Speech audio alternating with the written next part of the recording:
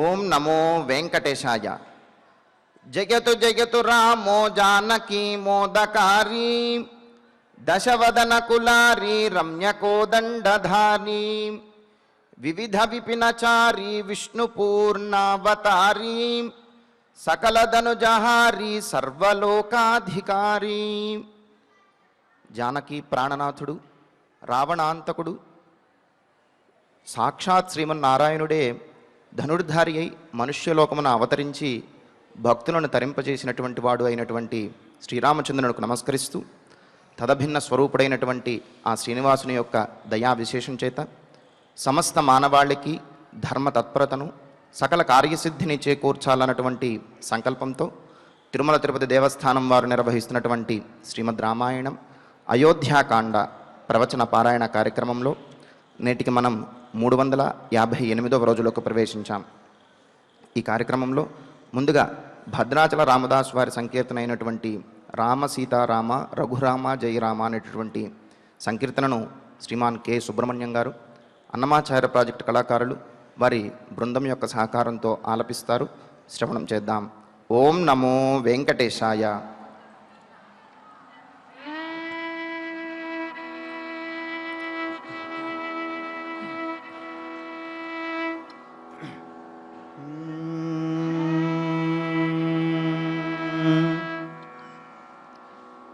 రామ సీతారామ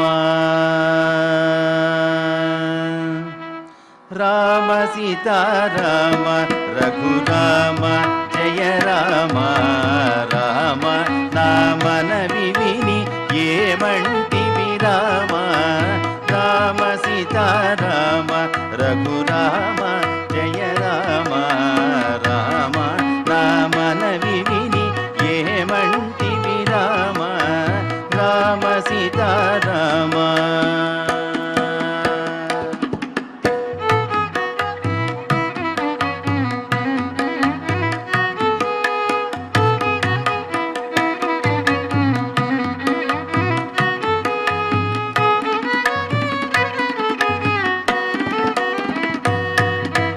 అపరాధిని నెపమెన్నక కృప చూపుము రామ జపతపము చేసి గతి నెపమెరుగను రామ అపరాధిని నెపమెన్నక కృప చూపుము రామ జపతపము చేసి గతి నెపమెరుగను రామ రామ సీతారామ.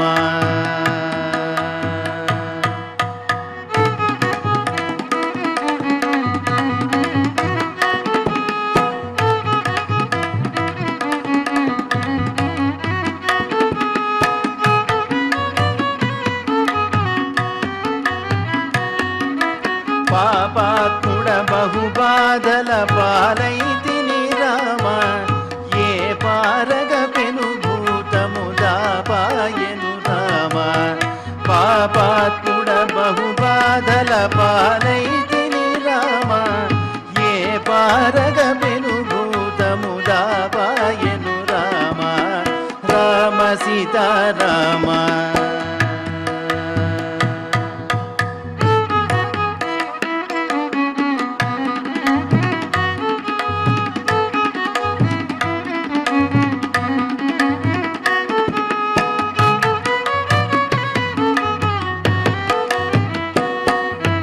కావరమున పరస్త్రీలను కనుకొంటిని రామ ఏ విధముగా దుష్కర్మములెడబాపెదో రామ కావరమున పరస్త్రీలను కనుకొంటిని రామ ఏ విధముగా దుష్కర్మములెడబాపెదో రామ రామ సీతారామ.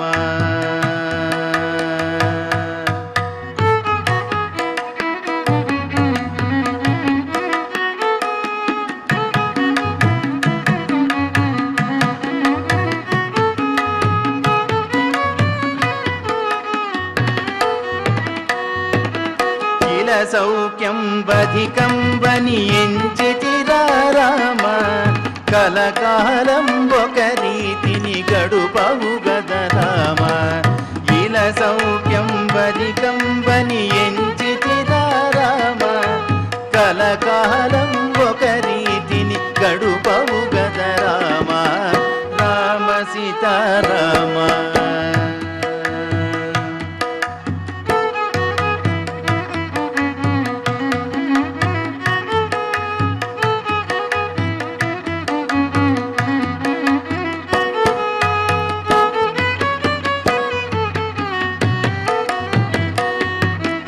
అనుదినమును నెమ్మనమున కనుగొంటిని రామ ఘన కోపిని బహుపాపిని మన జాలను రామ అనుదినమును నెమ్మనమున కనుగొంటిని రామ ఘన కోపిని బహుపాపిని మన జాలను రామ రామ సీతారామ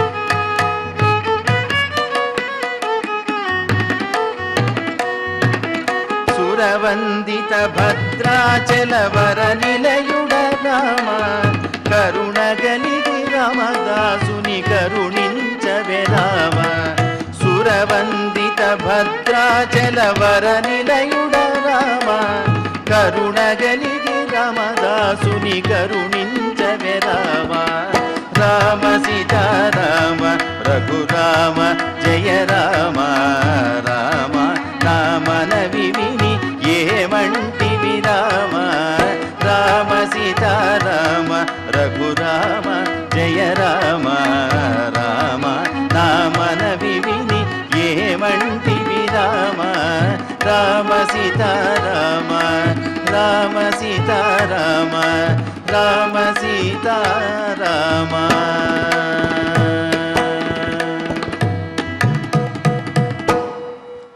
సంకీర్తనను ఎంతో చక్కగా శ్రవణం చేశాం. ఇక ఇప్పుడు శ్రీ గురు ధ్యానపూర్వకంగా సంకల్ప వాక్యాలను అందరము కలిసి పలుకుతూ ఈ కార్యక్రమాన్ని ప్రారంభం చేసుకుందాం. శ్రీ గురు ధ్యానం గురుర్బ్రహ్మా గురుర్విష్ణు గురుర్దేవో మహేశ్వరః గురుః సాక్షాత్ పరం బ్రహ్మ తస్మై శ్రీ గురవే నమః. శ్రీనివాస ధ్యానం శ్రీ వెంకటాద్రినిలయః కమలాకాముకః పుమాన్ అభంగుర విభూతిర్నః తరంగయతు మంగళం.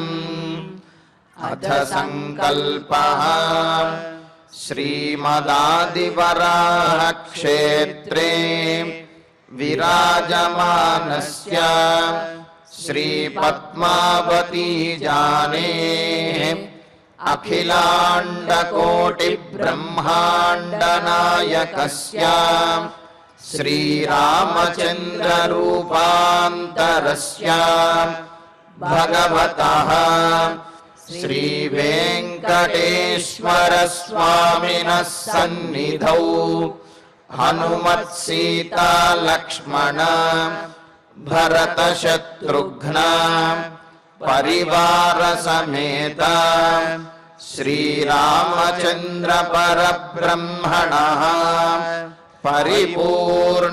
పరిపూర్ణానుగ్రహేణ అస్మిన్ భువనే సమస్తాదివ్యాధీనాం నివారణార్థం భారతవర్షే విద్యా విత్త వాణిజ్య కృషి వైద్య వైజ్ఞానిక దేశరక్షణాదిరంగేషు విద్యమానానాం ఆస్తిక మహాజనానాం సర్వేషాం సకుటుంబానాం ఆయురారోగ్యైశ్వర్య సద్బుద్ధీత్యాది సర్వశుభఫలప్రాప్త్యర్థం ధర్మాచరణద్వారా శ్రీరామరాజ్యస్య పునర్వ్యవస్థాపనార్థం ఉద్యోగార్థినాం సముచితోద్యోగప్రాప్త్యర్థం దంపతీనాం అనుకూలదాంపత్యసిద్ధ్యర్థం సంతానస్య పితృవాక్య పరిపాలనానుకూల బుద్ధి ప్రచోదనార్థం సకల కార్య సిద్ధ్యర్థం గో సంరక్షణార్థం చ శ్రీమద్వాల్మీకి రామాయణే అయోధ్యాకాండే యథాశక్తి శ్లోకం వ్యాఖ్యాన పురస్సరం చతుశ్చత్వారింశ సర్గ శ్లోక పారాయణం తథా శ్రీధన్వంతరి మంత్ర పారాయణం చ అన్యోన్య సాహాయ్యేన ఆచార్య ముఖేన కరిష్యామహే. శ్రీ వాల్మీకి ప్రార్థనా కూజంతం రామ రామేతి మధురం మధురాక్షరం ఆరుహ్య కవితా శాఖాం వందే వాల్మీకి కోకిలం. శ్రీ ఆంజనేయ ప్రార్థనా మనోజవం మారుతతుల్యవేగం జితేంద్రియం బుద్ధిమతాం వరిష్టం వాతాత్మజం వానరయూధముఖ్యం శ్రీరామదూతం శిరసా నమామి. శ్రీరామాయణ ప్రార్థనా వాల్మీకి గిరి సంభూత రామసాగరగామిని పునాతి భువనం పుణ్యా రామాయణ మహానదీ. శ్రీరామ ప్రార్థనా అయోధ్యాఖ్యేతు గుర్వర్ధే త్యక్త్వా రాజ్యం గిరౌ వసన్ పాదుకే భరతాయాదాత్ స రామః శరణం మమ. శ్రీరామచంద్ర పరబ్రహ్మణే నమః. అథ శ్రీమద్ రామాయణే ఆదికావ్యే అయోధ్యాకాండే చతుశ్చత్వారింశః సర్గః. శ్రీమన్నారాయణ చరణౌ శరణం ప్రపద్యే. శ్రీమతే నారాయణాయ నమః. శ్రీరామాయ నమః. వ్యక్తం రామస్య విజ్ఞాయ శౌచం మాహాత్మ్యముత్తమం నగాత్రమంశుభిః సూర్యః సంతాపయితుమర్హతి. సుమిత్రాదేవి కౌసల్యాదేవితో రాముడి గురించి చెబుతూ, కన్నతల్లి అయినటువంటి కౌసల్యాదేవికి ఈ విషయములన్నీ కూడా తెలుసా తెలియదా అనే సందేహం మనకు కలుగుతుంది. తెలిసి ఉన్నప్పటికీ కూడా కన్నబిడ్డ మీద ఉన్నటువంటి ఆ ప్రేమతోటి అతనికి ఎక్కడ ఆపద కలుగుతుందో, ఎక్కడ కష్టపడతాడో అనే బాధతోటి ఈ విషయములన్నీ కూడా సమయానికి గుర్తురావు. ఎందుకు అంటే బిడ్డలు ఎంత ఎదిగినప్పటికీ తల్లిదండ్రుల దృష్టిలో చిన్నవారిగానే ఉంటారు. వారికి తెలిసిన విషయాలు కూడా మరలా చెప్పాలి అని చెప్పి చెబుతూ ఉంటారు. మరి ఇక్కడ సుమిత్రాదేవి మాత్రము కౌసల్యాదేవికి రాముని గొప్పతనం గురించి చెబుతూ ఉన్నది. ఎందుకు అంటే ధర్మము, సత్యము, వ్రతము కలిగినటువంటి రామచంద్రమూర్తి ఇక్ష్వాకు వంశం యొక్క కీర్తి పతాకములను దిగంతముల వరకు వ్యాపించే విధంగా చేయటం కోసమని అరణ్యవాసానికి వెళ్ళాడు. ఆయనలో ఉన్నటువంటి గుణములకు సార్థకతను చేకూర్చుకోవటానికి ఆనందంగా అరణ్యవాసానికి వెళ్ళిన వాడి గురించి బాధపడవలసిన అవసరం లేదు అక్కయ్య అని అంటూ సుమిత్రాదేవి కౌసల్యాదేవికి చెబితే, మరి కౌసల్యాదేవికి మరి ఒక సందేహం కలుగుతుంది. బాగానే ఉందమ్మా, ఇవన్నీ కీర్తి ప్రతిష్టలు, రాముని యొక్క సార్థకత, అవతార ప్రయోజనములు ఇలాంటివన్నీ కూడా బాగానే ఉన్నాయి. కానీ ఆ అడవిలో ఎన్ని కష్టములు పడవలసి వస్తుంది. ఎండల్లో తిరగాలి, గాలిలో తిరగాలి, అదేవిధంగా రాత్రనక పగలనక నిద్ర లేకుండా గడపాలి. మరి ఇటువంటి ప్రతికూల పరిస్థితులను ఎదుర్కోవలసి వస్తుంది. మండుటెండలో నడుచుకుంటూ వెళుతుంటే ఎంత కష్టంగా ఉంటుందో అని ఆమె అనుకుంటుందని సుమిత్రాదేవి చెబుతూ ఉన్నది. ఎందుకు అంటే ధర్మపరంగా ఉండేవారిని, ధర్మాన్ని ఆచరించేటటువంటి వారికి ప్రకృతి కూడా సహకరిస్తుంది అని చెప్పటానికి ఇందులో తార్కాణాలు చూడండి. వ్యక్తం రామస్య విజ్ఞాయ శౌచం మాహాత్మ్యముత్తమం నగాత్ర వంశభిసూర్య సంతాపయితుమర్హతి అని అంటూ రాముని యొక్క గొప్పతనం తెలిసినటువంటి సూర్యుడు కూడా వేడితోటి రాముడిని ఇబ్బంది పెట్టాడు. అందుకే కదా నతస్యేషే కశ్చన తస్య నామ మహద్యశః. ఆ పరమాత్మ సమస్తమైనటువంటి ప్రాణులను సమస్తమైన ప్రకృతిని కూడా నియమించగలిగినటువంటి సమర్థుడు. కావున పరమాత్మ చేత నియమించబడేటటువంటి ఈ ప్రకృతి పరమాత్మకు ఏమాత్రము కూడా వ్యతిరేకంగా వ్యవహరించదు, ఆ విధంగా పరమాత్మను కష్టపెట్టదు అని చెప్పి మనకు నారాయణోపనిషత్తులో అనేకమైనటువంటి ప్రమాణములు కనిపిస్తున్నాయి కదా. అందుకనే రామస్య శౌచం ఉత్తమం మాహాత్మ్యం వ్యక్తం విజ్ఞాయ. రాముని యొక్క శౌచం త్రికరణ శుద్ధిని, అంటే రాముడు ఏ పని చేసినప్పటికీ కూడా మనస వాచ కర్మణ ఆయన పరిపూర్ణంగా ఆ కార్యాన్ని చేస్తాడు. మనస్యేకం వచస్యేకం కర్మణ్యేకం మహాత్మనాం అని చెప్పినట్లుగా మహాత్ములు మనసులో ఏదైతే తలుచుకుంటారో దానినే బయటకు చెబుతారు, బయటకు ఏదైతే చెబుతారో దానినే ఆచరించి తీరుతారు. మరి దురాత్ముల యొక్క పరిస్థితి ఏమిటి? మనస్యన్యత్ వచస్యన్యత్ కర్మణ్యన్యత్ దురాత్మనాం. మనసులో ఒకటి అనుకుంటారు, నోటితో మరొకటి చెబుతారు, ఆచరించేటప్పటికి ఇంకొకటి ఏదో చేస్తారు దురాత్ములైతే. కానీ రాముడు శుచి కలిగినటువంటి వాడు, అంటే త్రికరణ శుద్ధి కలిగినటువంటి వాడు, మనస వాచ కర్మణ కూడా పరమ పవిత్రమైనటువంటి వాడు రాముడు.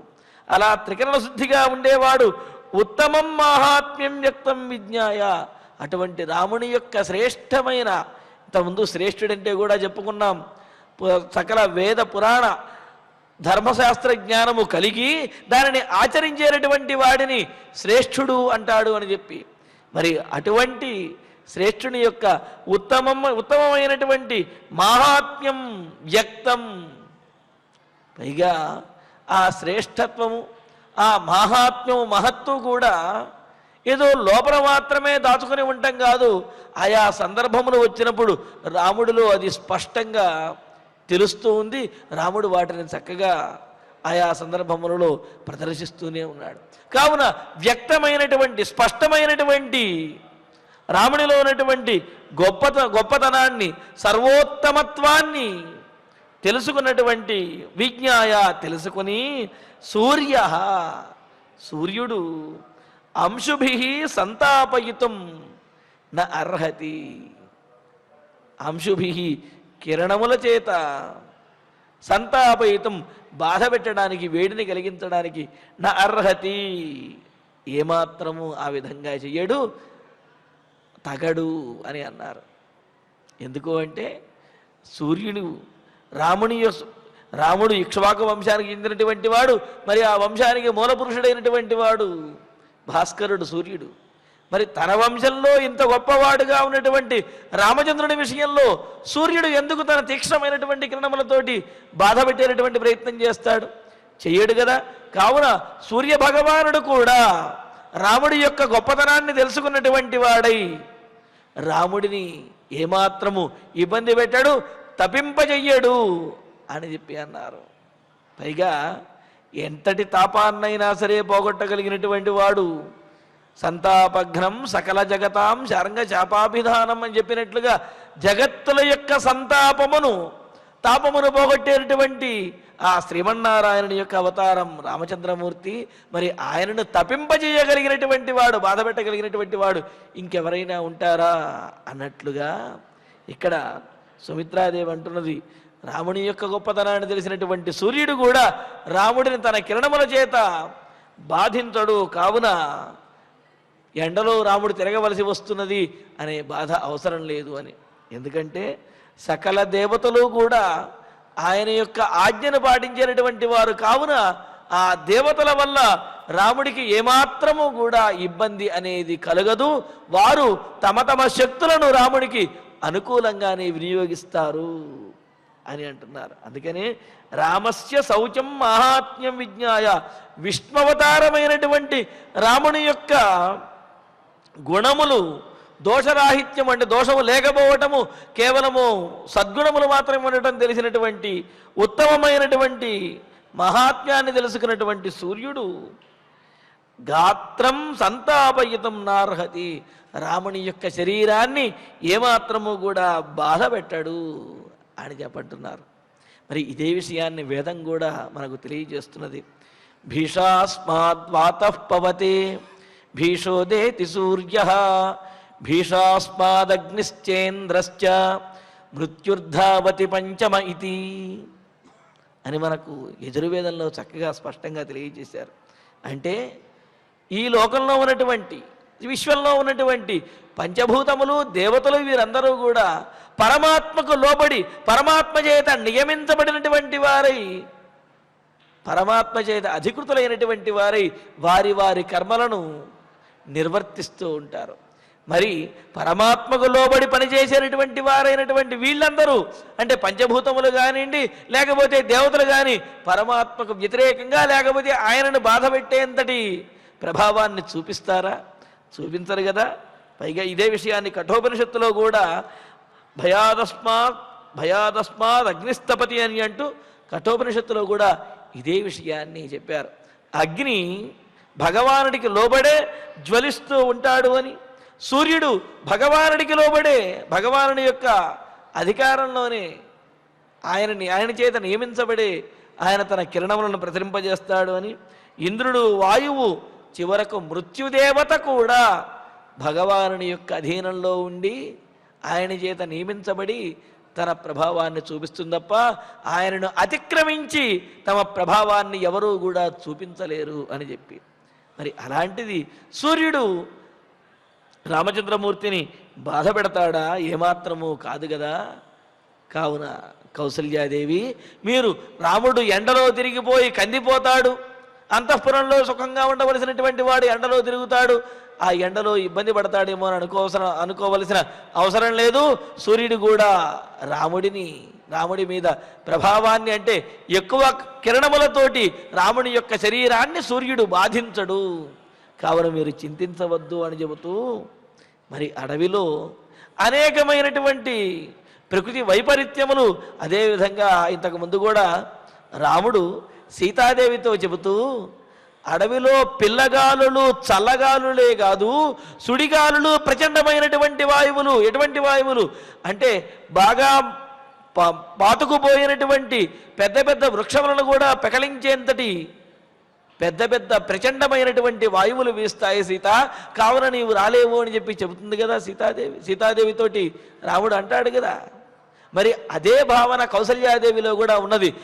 ఆ విధమైన ప్రచండమైనటువంటి వాయువులు ఎప్పుడు వస్తాయో తెలియదు, అటువంటి చోట ఆ అడవిలో రాముడు సంచరించడం ఎంతవరకు సమంజసం? మరి అంత కష్టపడవలసి వస్తుంది అంటే దానికి చెబుతున్నాడు, శివ సర్వేషు కాలేషు కాననేభ్యో వినిశ్రుత రాఘవం యుక్త శీతోష్ణ సేవిష్యతి సుఖోనిల. వాయుదేవుడు కూడా రాముణ్ణి సేవిస్తాడు అని అంటున్నారు. శివ మంగళకరమైనటువంటిది, కారణేభ్య వినిశ్రుత అడవులలో ఉన్నటువంటి చెట్ల నుండి వచ్చినటువంటి అంటే ఏమిటి, అడవులలో ఉండే చెట్ల యొక్క పూల నుండి ఆ గంధమును తీసుకుని వస్తున్నటువంటి వాడైన సర్వేషు కాలేషు యుక్త శీతోష్ణ, వసంతము మొదలైనటువంటి కాలములలో వసంత ఋతువు, గ్రీష్మ ఋతువు మొదలైనటువంటి ఋతువులలో ఆయా ఋతువుకి సంబంధించినటువంటి పుష్పములు, ఫలములు, ఏ సుగంధములు ఉంటాయో ఆ సుగంధములతో కూడినటువంటి వాడైన వాయుదేవుడు యుక్త శీతోష్ణ, ఆయా కాలములకు తగినటువంటి చల్లదనాన్ని, వేడిని కూడా తీసుకువస్తున్నటువంటి వాడైన అనిలహ వాయువు, గాలి, రాఘవం సుఖ సేవిష్యతి, రాముడిని సుఖంగా సేవిస్తాడు అని అంటున్నారు. ఎందుకు అంటే ప్రసన్న దిక్పాంశు వివిక్తవాతం అని అంటూ మహాత్ములు జన్మించినప్పుడు, మహాత్ములు అడుగుపెట్టినటువంటి చోట కూడా అది ప్రకృతి అంతా కూడా సానుకూలంగా ఉంటుంది అని. మరి రాముడు ఎక్కడికైతే వెళతాడో అక్కడ అడవులు, అక్కడ ప్రచండమైనటువంటి వాయువులు వీస్తాయి అనుకుంటే అది పొరపాటు. రాముడు వెళ్ళినటువంటి చోట వాయుదేవుడు కూడా ఆయా ఋతువులకు సంబంధించినటువంటి పుష్పములు, వాటి యొక్క సౌరభమును చేకూర్చుకున్నటువంటి వాడై, ఆ తటాకముల మీద నుంచి వస్తూ చల్లనైనటువంటి ఆ తంపెరలను కలిగి ఉన్నటువంటి వాడై, ఆయా ఋతువులకు సంబంధించినటువంటి శీతమైనటువంటి, వెచ్చనైనటువంటి వాయువులతోటి వాయుదేవుడు కూడా రాఘవుడిని, రామచంద్రమూర్తిని సేవిస్తాడు. అంతే తప్ప ప్రచండమైనటువంటి వాయువు వల్ల రామచంద్రమూర్తి ఇబ్బంది పడవలసి వస్తుంది అని అనుకోవలసిన అవసరం లేదు. మరి ఇది కూడా ఇక్కడ కూడా భీషాస్మాద్వాతః పవతే, భగవంతుడికి లోబడి, భగవంతుని యొక్క అధీనంలో ఉండి వాయుదేవుడు వీస్తాడు అని చెప్పి వేదం చెబుతున్నది. మరి అటువంటి భగవదవతారమైనటువంటి రాముడికి వాయుదేవుడు ఎందుకు ఇబ్బంది కలగజేస్తాడు? మరి ఈ పరమార్థాన్ని తెలియజేసే విధంగా సుమిత్రాదేవి తన మాటలను కౌసల్యాదేవితోటి అంటూ ఉన్నదన్నమాట.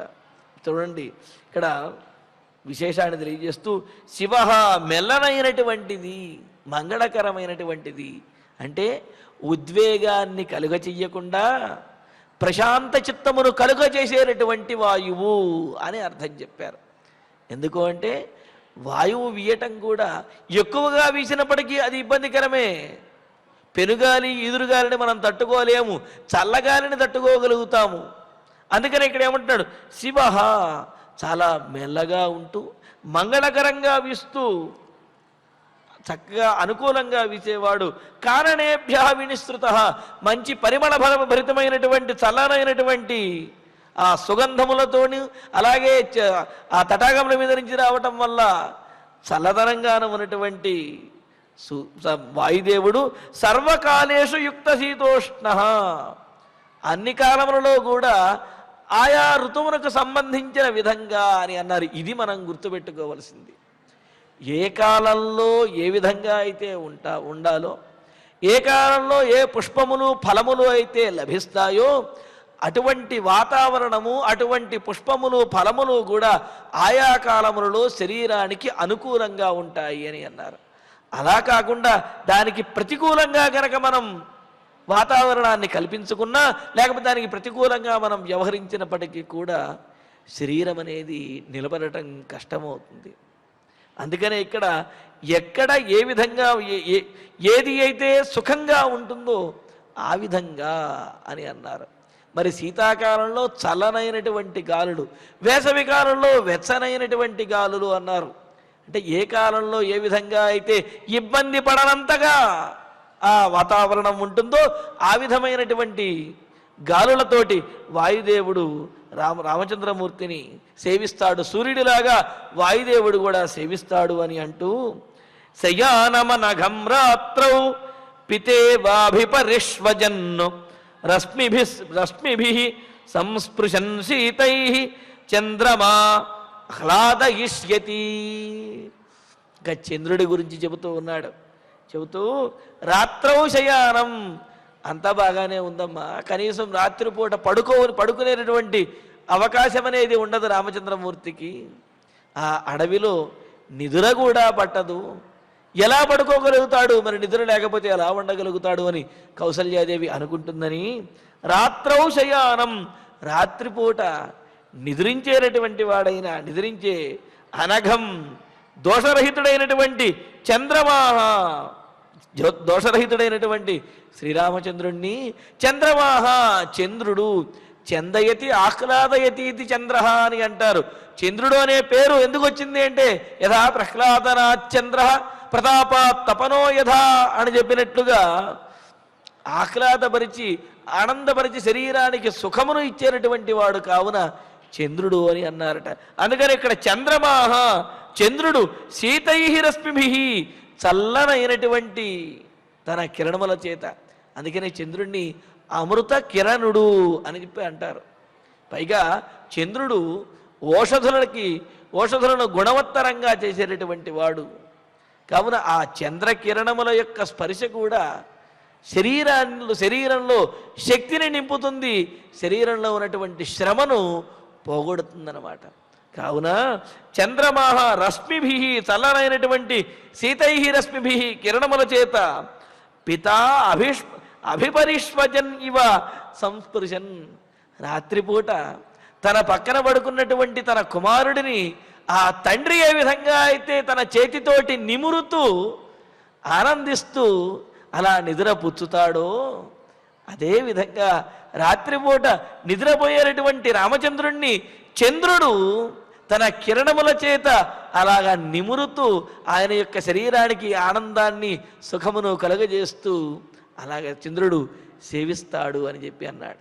ఎందుకు అంటే తండ్రి పక్కన ఉన్నటువంటి తల్లిదండ్రుల పక్కన ఉన్నటువంటి ఆ కుమారుడికి బిడ్డకి ఏమాత్రము కూడా భయం అనేది లేకుండా నిర్భయంగా చాలా హాయిగా నిద్రపోతాడు. ఎందుకంటే ఆ తల్లిదండ్రుల యొక్క స్పర్శ బిడ్డకు అంతటి ధైర్యాన్ని నిబ్బరాన్ని ఇస్తుంది.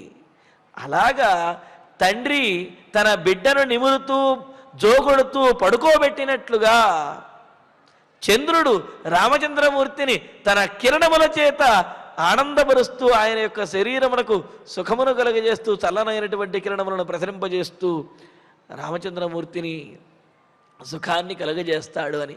మరొక విశేషం ఏమిటి అంటే రాముడు జన్మించేది పగటిపూట రాముడు జన్మించాడు. ఆ సందర్భంలో దేవతలు సూర్యుడు వీళ్ళందరూ కూడా చాలా గొప్పగా ఆనందించారట.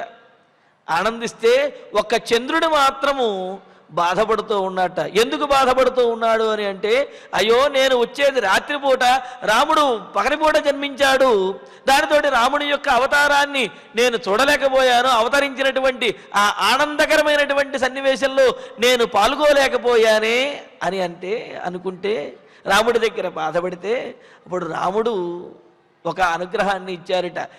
నువ్వు చూడటం ఏంటయ్యా, నా పేరుతో పాటే నిన్ను కూడా కలిపి అందరూ కూడా పిలుస్తారు అని చెప్పి అప్పటి నుంచి రాముడిని రామచంద్రుడు అని చెప్పి పిలుస్తూ ఉన్నారట. ఆ విధంగా తన పేరులోనే చంద్రుడికి చోటిచ్చినటువంటి వాడు రాముడు, రామచంద్రుడు.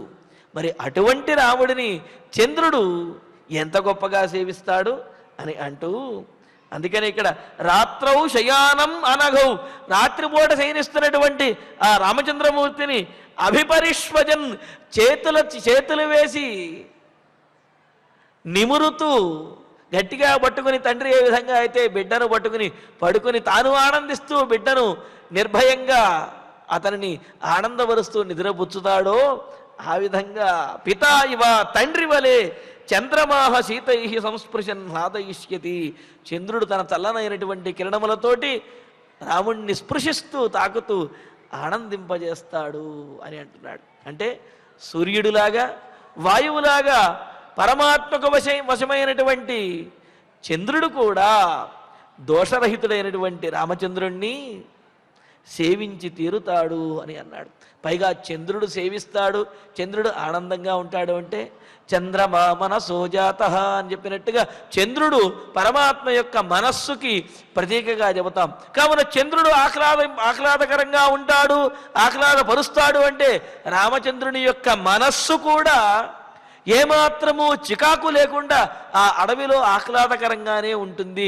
అంతే తప్ప రాజ్యాన్ని కోల్పోయాను, పట్టాభిషేకం జరగలేదు, సింహాసనం నాకు రాలేదు, అడవిలో పడవలసి వచ్చింది అనే ఇటువంటి చికాకు ఏది కూడా రాముని మనస్సులో ఉండదు. రాముని మనస్సు ఎప్పుడూ చల్లగానే ఉంటుంది.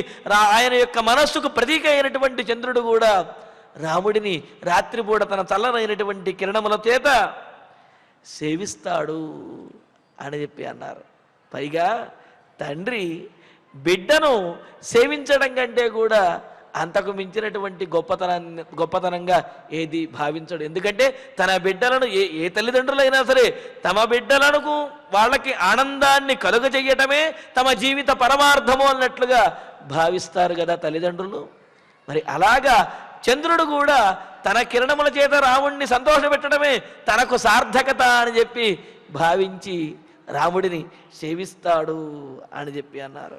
అందుకని విపరీత ప్రతిభాషలేమిటికి నిర్వీనాథ ఈ పుత్రగాత్ర పరిష్వంగ సుఖము చేకొనుము ముక్తాహార కర్పూర సాంద్ర పరాగ ప్రసరంబు చందనము చంద్రద్యోత్సయం పుత్రగాత్ర పరిష్వంగమునట్లు జీవులకు హృదయంబే కడున్ సీతమే అని మహాభారతంలో చెప్పినట్లుగా శకుంతలోపాఖ్యానంలో దుష్యంతోపాఖ్యానంలో చెబుతారు. అక్కడ శకుంతలాదేవి అంటుంది, పుత్రుణ్ణి ఆ విధంగా పుత్రగాత్ర పరిష్వంగమున కంటే కూడా మించినటువంటిది తండ్రికి ఆనందం వేరొకటి ఉండదు అని చెప్పి, ఎదిగినటువంటి పుత్రుణ్ణి అలా చూసుకుంటూనే తండ్రి ధైర్యంగా జీవించగలుగుతాడు. ఆ పుత్రుడి కోసమే తన జీవితాన్ని అర్పించాలి అని చెప్పి అనుకుంటారట.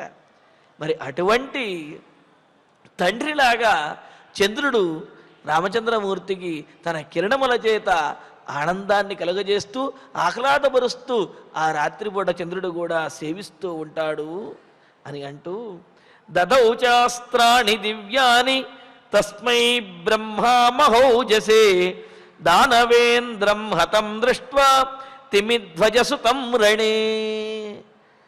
సరే అమ్మా, ఇవన్నీ బాగానే ఉంది, ప్రకృతి అంతా కూడా అనుకూలంగా ఉంటుంది, సూర్యుడు వేడి లేకుండా ఉంటాడు, గాలి చక్కగా వీచి ఆనందపరుస్తుంది, చంద్రుడేమో తలనైనటువంటి కిరణాలతో ఆహ్లాదపరుస్తాడు, కావున రాముడు అడవిలో చక్కగానే జీవిస్తాడు, ఇబ్బంది ఏమీ ఉండదంటున్నావు. అడవిలో ఎంతమంది రాక్షసులు ఉంటారు, ఆ రాక్షసులు రాత్రిపూట వారి యొక్క ప్రభావంతో రాముడిని ఎంతగా పీడిస్తారో వారందరినీ ఎదుర్కొంటూ రాముడు ఆ అడవిలో ప్రశాంతంగా ఉండగలడా అని కౌసల్యాదేవికి అనుమానం రావచ్చు కదా, ఆ ప్రశ్న వస్తుందిగా. అందుకనే సమాధానం చెబుతూ ఉన్నది. మరి బ్రహ్మగారే రాముడికి అనేకమైనటువంటి అస్త్రములు ఇచ్చాడు అనే విషయాన్ని తెలియజేస్తున్నది. విశ్వామిత్రుని ద్వారా ఆ సిద్ధాశ్రమంలో యాగ సంరక్షణ కోసం, విశ్వామిత్ర యాగ సంరక్షణ కోసం వెళ్ళినప్పుడే విశ్వామిత్రుల వారు అనేకమైనటువంటి అస్త్రములను రామలక్ష్మణులకు ఇచ్చారు. అంతేకాకుండా వాటితో పాటుగా బ్రహ్మగారు కూడా కొన్ని అస్త్రములను రామచంద్రునికి ఇచ్చినటువంటి విషయం మనకి ఇక్కడ తెలుస్తూ ఉన్నది. రణే తిమిధ్వజసుతం దానవేంద్రం హతం దృష్ట్వా. తిమిధ్వజుడు అనే ఒకనొక రాక్షసరాజు ఉండేవాడు. ఆ తిమిధ్వజుడు వైజయంతి అనే పురాన్ని పరిపాలిస్తూ ఉండేవాడు. ఆ తిమిధ్వజుణ్ణే శంబరాసురుడు సశంబర ఇతి ఖ్యాత అని వైజయంతమితి ఖ్యాతం పురం యత్ర తిమిధ్వజ సశంబర ఇతి ఖ్యాత శతమాయో మహాసుర అని. మరి ఆ తిమిధ్వజుడు, అతనికే శంబరాసురుడు అనే పేరు. ఆ శంబరాసురుణ్ణి దశరథ మహారాజు ఎదుర్కొని అతను చేసినటువంటి మాయాయుద్ధములలో అతనిని ఎదుర్కొని ఓడించాడు కదా. ఎవరు? దశరథ మహారాజు. ఆ శంబరాసురుడితో చేసినటువంటి యుద్ధంలోనే కైకేయీదేవి సహాయపడినది అని చెప్పి కైకేయీదేవికి వరములను కూడా ఇచ్చాడు దశరథ మహారాజు. మరి శంబరాసురుణ్ణి దశరథ మహారాజు ఓడిస్తే ఆ శంబరాసురు కుమారుడైనటువంటి వాడు మరొకడు ఉన్నాడు. ఆ శంబరాసురుని యొక్క కుమారుని తిమిధ్వజ కుమారుడిని రామచంద్రమూర్తి మరొకసారి ఆయన యుద్ధం చేసి ఓడిస్తాడు. అతన్ని, ఆ శంబరాసురుని యొక్క కుమారుణ్ణి రాముడు యుద్ధంలో సంహరిస్తాడనమాట.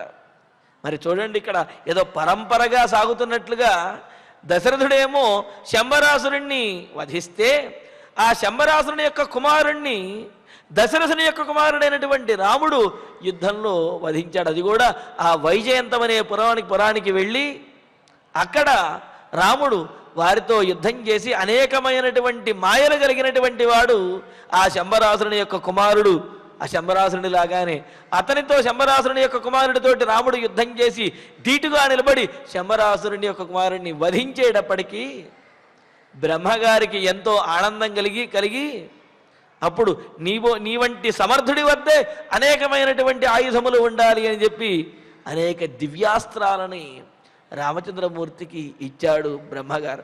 మరి అలా ఇచ్చినటువంటి అస్త్రశస్త్రములు ఎన్నో రాముడి దగ్గర ఉన్నాయి. ఒకవైపు విశ్వామిత్రుడు అనుగ్రహించినటువంటి అనేకమైన అస్త్రములు, మరొక వైపు బ్రహ్మగారు ఇచ్చినటువంటి అనేకమైన అస్త్రములు. ఈ విధంగా అనేక అస్త్రశస్త్రములు కలిగినటువంటి రాముడిని ఏ రాక్షసులు ఇబ్బంది పెట్టగలరు? అనేక మాయలు కలిగినటువంటి శంబరాసురుణ్ణి దశరథుడు వధిస్తే అతని యొక్క కుమారుడు అనేక మాయలు కలిగినటువంటి అతని యొక్క కుమారుణ్ణి రాముడు వధించాడు. మరి అటువంటి వాడిని వధించి బ్రహ్మగారి నుండి అనేక అస్త్రములను పొందినటువంటి రామచంద్రుడికి అడవిలో ఎదురేముంటుందమ్మా, అతనిని ఏ రాక్షసుడు కూడా ఏమీ చెయ్యలేడు అని చెబుతూ దానవేంద్ర తిమిధ్వజసుతం దానవేంద్రం శంబరాసురుడి కుమారుడైనటువంటి రాక్షసరాజుని హతం దృష్ట్వా వధించిన రాముణ్ణి చూచి బ్రహ్మగారు మహా ఓజసే తస్మై గొప్ప తేజస్సు కలిగినటువంటి రామచంద్రుడికి దివ్యాస్త్రాన్ని దదౌ అనేకమైనటువంటి దివ్యాస్త్రాలను ఇచ్చాడు. పైగా అక్కడ విశేషం ఏమిటి అంటే ఆ శంబరాసురుడు పుత్రునితో యుద్ధానికి వెళ్ళేటప్పుడు లక్ష్మణుడు కూడా రాముడితో పాటు వెళ్ళారట. యదా వ్రజతి సంగ్రామం గ్రామార్థే నగరస్యవ గత్వా సౌమిత్రి సహిత నాభిజిత్య నివర్తతే అని మనకు బాలకాండలో చెప్పుకున్నాం. లక్ష్మణునితో కలిసి రాముడు ఎక్కడికి యుద్ధానికి వెళ్ళినప్పటికీ కూడా జయించకుండా విజయాన్ని పొందకుండా తిరిగి వచ్చేవాడు కాదు అని. అయితే అప్పుడు రాముడు ఎవరితో యుద్ధం చేశాడండి? రాముడు ఆ వనవాసానికి వెళ్ళిన తర్వాత జనస్థానంలో విరాధుడు మొదలైనటువంటి వారితో యుద్ధం చేసి గెలిచి వాళ్ళని వధించినటువంటి విషయం తెలుసు, కానీ అంతకుముందు ఎవరితోటి యుద్ధం చేసినట్లుగా మనకు తెలియదు.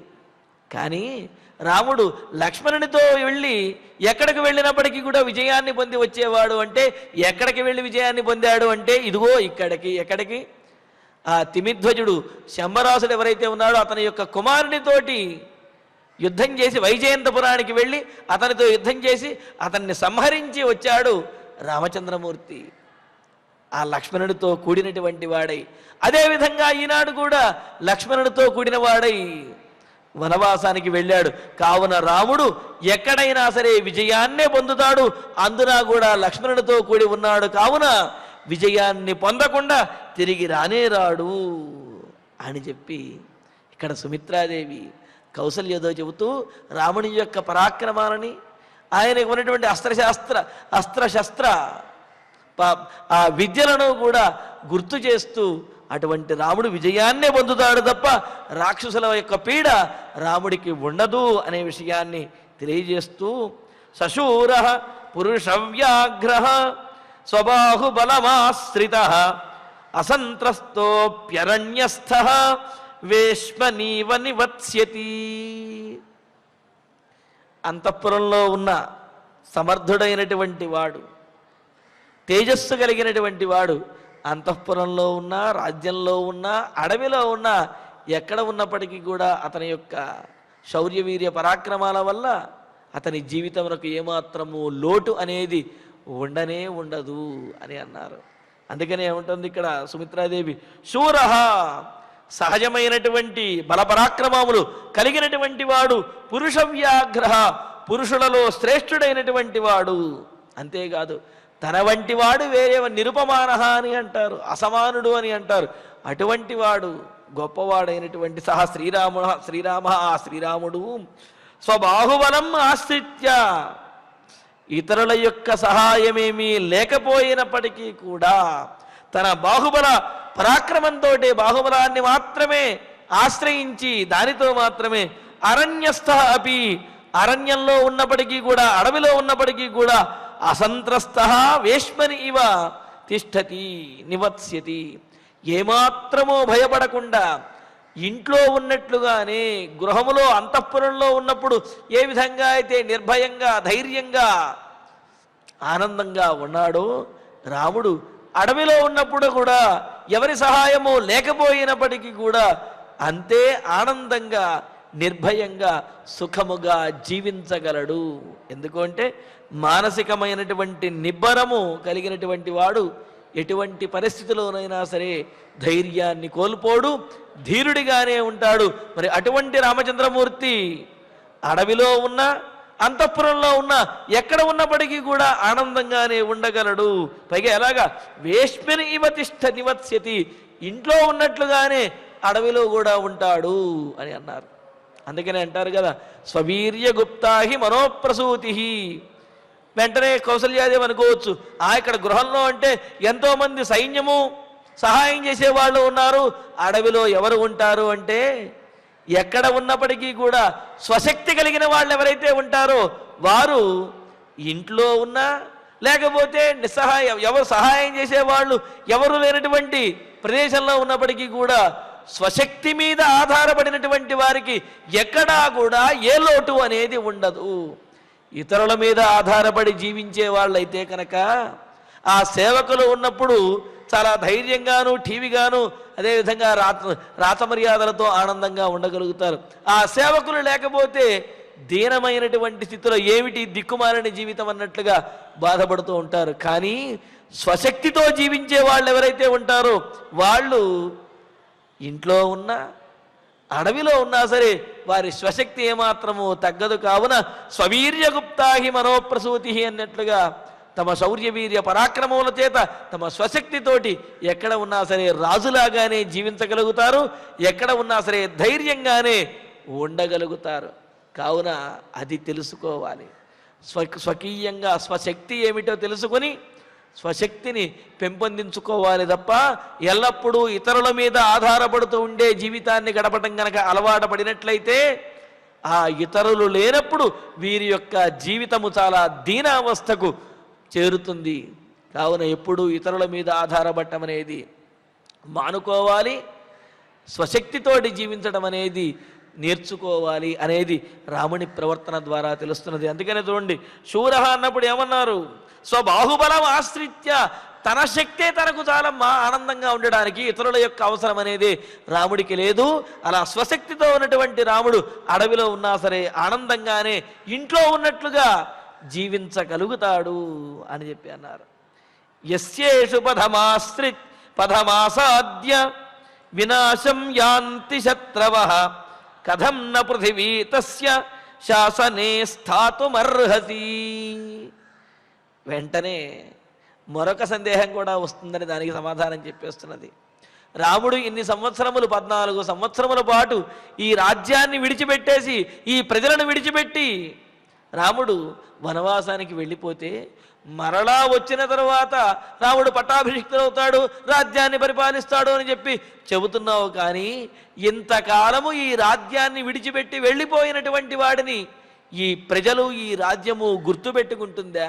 మరలా తిరిగి వచ్చినప్పటికీ కూడా రాజు అయ్యేటటువంటి అవకాశం ఏమాత్రమైనా ఉంటుందా అని కౌసల్యాదేవికి సందేహం రావచ్చు కదా.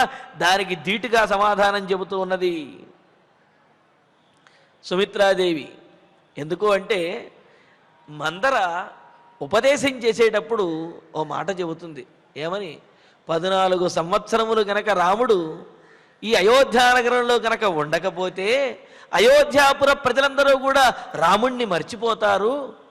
అలా మర్చిపోయి భరతుని యొక్క పరిపాలనకు అలవాటు పడినటువంటి ఈ ప్రజలు కూడా భరతుడే తమకు రాజుగా కావాలి, రాముడు వద్దు అని అనుకుంటారు. కావున రాముణ్ణి 14 సంవత్సరములు వనవాసానికి పంపించమని చెప్పి మందర సలహా ఇస్తుంది కదా. మరి ఆ సందేహం ఆమె చెప్పినటువంటి దాంట్లో ఉన్న యుక్తి ఏదైతే ఉందో అది అందరికీ అనిపిస్తుంది కదా. అందుకనే సుమిత్రాదేవి చెబుతున్నది, రాముడు 14 సంవత్సరములు కాదు, ఎన్ని సంవత్సరములు ఈ రాజ్యాన్ని విడిచి వెళ్ళినప్పటికీ కూడా తిరిగి రాముడు వచ్చాడు అంటే రాముడినే రాజుగా ఈ రాజ్యము కోరుకుంటుంది, ఈ రాజ్యంలో ఉన్నటువంటి ప్రజలందరూ కూడా కోరుకుంటారు. ఎందుకని? దశరథుని యొక్క పెద్ద కుమారుడనా? కాదు, యోగ్యుడని, గుణములు కలిగినటువంటి వాడని, అంతటి గుణములు కలిగినటువంటి వాడిని ఈ భూమి కూడా రాజ్యము కూడా వదులుకోవడానికి ఇష్టపడదు. అందుకనే కదా అకామయత మేదిని, అన్ని సద్గుణములు కలిగినటువంటి రాముడిని ఈ భూమి తనకు రాజుగా ఉండమని చెప్పి కోరుకున్నది అని మనం అయోధ్యకాండలో మొదటి సర్గలో మనం అనుకున్నాం కదా. అలాగా రాముడు రాజ్యాన్ని కోరుకోవటం కాదు, రాజ్యమే రాముణ్ణి కోరుకుంటుంది. అది 14 సంవత్సరాల తర్వాతే కాదు, ఎంతకాలము తరువాత అయినప్పటికీ కూడా అనంతమైన కళ్యాణ గుణములు కలిగినటువంటి రాముడి విషయంలో ఎవ్వరికీ కూడా అసంతృప్తి కానీ లేకపోతే రాముడిని మర్చిపోవటం కానీ కుదరదు. రాముడు ఎప్పుడు వచ్చినప్పటికీ రాముడికి ఘనస్వాగతం పలికి ఈ రాజ్యము రాముణ్ణి రాజుగా చేస్తుంది అని అంటూ, యస్య ఇషుపథం ప్రాప్య శత్రవః వినాశం యాంతి. ఒకవేళ రాముని గుణములకు ఈ రాజ్యంలో ఉన్న ప్రజలు కోరుకున్నప్పటికీ కూడా కొంతమంది రాజులు మరి రాముణ్ణి రాజు కానివ్వరేమో. ఎందుకంటే రాజతంత్రములు బహువృత్తాంతాన్ని రాజకులాని నామా అని అంటారు. అంటే ఆ రాజవంశములు రాజుల యొక్క తంత్రం ఏదైతే ఉన్నదో అది ఎప్పుడు ఎలా ఉంటుందో చెప్పటానికి వీల్లేదు అందుకనే అంటారు విశ్వాసో నైవ కర్తవ్య స్త్రీషు రాజకులేషు చ అని చెప్పంటూ రాజకులములను రాజ వ్యవహారములను నమ్మటానికి వీల్లేదు అని చెప్పి అన్నారు. అలాంటిది 14 సంవత్సరముల తర్వాత వస్తే అప్పుడేదో మంచి జరుగుతుంది అని ఇప్పటి నుంచి నమ్మకం పెట్టుకు ఎట్లా కూర్చుంటాము అనే సందేహం కలుగుతుంది కదా. దానికి కూడా సమాధానం చెబుతున్నది.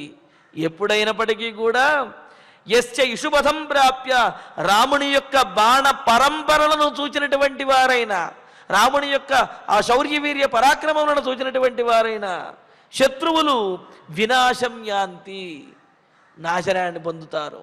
అంటే ఏమిటి? రాముడు ధనస్సును ధరించాడు అంటే అవతల శత్రువులు లొంగిపోవలసినదే. వాళ్ళు ఏమాత్రము కూడా రాముడితో యుద్ధము చెయ్యలేరు. కావున ఒకటి రాముని యొక్క గుణములకు లోబడి ఈ రాజ్యము రాముణ్ణి రాజుగా కోరుకుంటుంది, రాముణ్ణి రాజుగా చేస్తుంది. లేదా రాముని యొక్క పరాక్రమానికి లోబడైనా సరే అందరూ రాముడినే రాజు కావాలి, సమర్థుడు కావున సమర్థులైనటువంటి వాడే రాజు కావాలి అని చెప్పి కోరుకుంటారు అని అంటూ, తస్య శాసనే పృథివీ స్థాతం కథం నార్హతి, రాముని యొక్క శాసనంలో రాముని యొక్క పరిపాలనలోనే ఉండాలి అని చెప్పి ఈ భూమండలము కోరుకుంటుంది కదా. అలా రాముణ్ణి కాదని ఎందుకంటుంది ఈ భూమండలము? రాముడే రాజు కావాలని అనుకుంటుంది. కావున ఎన్ని సంవత్సరముల తర్వాత తిరిగి వచ్చిన రాముడే రాజు అవుతాడు కౌసల్యాదేవి. కావున దిగులు పడవలసిన అవసరము లేదు అని చెప్పి ఈ విధంగా సుమిత్రాదేవి కౌసల్యాదేవికి చెబుతూ ఉన్నది. మరి ఇందులో ఉన్న మరికొన్ని విశేషాలను తరువాతి ప్రవచనంలో తెలుసుకుందాము. ఇక ఇప్పుడు ఆచార్యుల వారి ద్వారా శ్లోకాలను పారాయణ చేసుకుందాము. వ్యక్తం రామస్య విజ్ఞాయ శౌచం మాహాత్మ్యముత్తమం నగాత్రం అంశుభిః సూర్యః సంతాపయితుం అర్హతి శివః సర్వేషు కాలేషు కాననేభ్యః వినిశ్రుతః రాఘవం యుక్తశీతోష్ణః సేవిష్యతి సుఖోనిలః శయానం అనఘం రాత్రౌ పితేవ అభిపరిష్వజన్ రశ్మిభిః సంస్పృశంసీతైః చంద్రమాః హ్లాదయిష్యతి దదౌ చాస్త్రాణి దదౌ చాస్త్రాణి దివ్యాని దివ్యాని యస్మై బ్రహ్మా యస్మై బ్రహ్మా మహోజసే మహోజసే దానవేంద్రం దానవేంద్రం హతం దృష్ట్వా తం దృష్ట్వా తిమిధ్వజసుతం తిమిధ్వజసుతం రణే రణే సశూరః శూరః పురుషవ్యాఘ్రః పురుషవ్యాఘ్రః స్వబాహుబలం స్వబాహుబలం ఆశ్రితః ఆశ్రితః అసంత్రస్తోపి అసంత్రస్తోపి అరణ్యస్థః అరణ్యస్థః వేష్మనీవ వేష్మనీవ నివత్స్యతి నివత్స్యతి యస్యేషు పథం యస్యేషు పదం ఆసాద్య ఆసాద్య వినాశం వినాశం యాంతి శత్రవః యాంతి శత్రవః కథం కథం న పృథివీ తస్య న పృథివీ తస్య శాసనే శాసనే స్థాతుమర్హతి స్థాతుమర్హతి ఇత్యార్షే ఇత్యార్షే శ్రీమద్ రామాయణే శ్రీమద్ రామాయణే ఆదికావ్యే ఆదికావ్యే అయోధ్యాకాండే అయోధ్యాకాండే చతుశ్చత్వారింశే సర్గే చతుశ్చత్వారింశే సర్గే షట్ శ్లోకాః. శ్లోకాః. ఫలశ్రుతి నుండి మంగళాంతం వరకు అందరము కలిసి పఠిద్దాం. ఫలశ్రుతి ఆయుష్యమారోగ్యకరం యశస్యం సౌభ్రాతృకం బుద్ధికరం సుఖం చ శ్రోతవ్యమేతన్నియమేన సద్భిః ఆఖ్యానమోజస్కరమృద్ధికామైః శ్రీరామచంద్ర పరబ్రహ్మణే నమః. అథ ధన్వంతరి ధ్యానం అచ్యుతానంత గోవింద విష్ణో నారాయణామృత రోగాన్ మే నాశయాశేషాన్ ఆశు ధన్వంతరే హరే. ఆరోగ్యం దీర్ఘమాయుష్యం బలం తేజోధియం శ్రియం స్వభక్తేభ్యోనుగృహంతం వందే ధన్వంతరిం హరిం. ధన్వంతరేరిమం శ్లోకం భక్త్యా నిత్యం పఠంతి యే అనారోగ్యం న తేషాం స్యాత్ సుఖం జీవంతి తే చిరం. ఓం నమో భగవతే వాసుదేవాయ ధన్వంతరయే అమృతకలశహస్తాయ వజ్రజలౌకహస్తాయ సర్వామయ వినాశనాయ త్రైలోక్యనాథాయ మహావిష్ణవే స్వాహా. ఓం వాసుదేవాయ విద్మహే సుధాహస్తాయ ధీమహి తన్నో ధన్వంతరి ప్రచోదయాత్. అథ నవగ్రహ ప్రార్థన. ఆరోగ్యం పద్మబంధుర్వితరతు నితరాం సంపదం శీతరశ్మిః భూలాభం భూమిపుత్రః సకలగుణయుతాం వాగ్విభూతిం చ సౌమ్యః సౌభాగ్యం దేవమంత్రీ రిపుభయశమనం భార్గవః శౌర్యభార్గిః దీర్ఘాయుః సైంహికేయః విపులతరయశః కేతుః ఆచంద్రతారం. అరిష్టాని ప్రణశ్యంతు దురితాని భయాని చ శాంతిరస్తు శుభం మేస్తు గ్రహాః కుర్వంతు మంగళం. అధ క్షమా ప్రార్థనా యదక్షరపదభ్రష్టం మాత్రాహీనం చ యద్భవేత్ తత్సర్వం క్షమ్యతాం దేవ నారాయణ నమోऽస్తుతే. అథ భగవత్సమర్పణం కాయేన వాచా మనసేంద్రియైర్వా బుద్ధ్యాత్మనా వా ప్రకృతే స్వభావాత్ కరోమి యద్యత్ సకలం పరస్మై నారాయణాయేతి సమర్పయామి. అథ మంగళం శ్రియకాంతాయ కళ్యాణ నిధయే నిధయేర్ధినాం శ్రీవేంకటనివాసాయ శ్రీనివాసాయ మంగళం.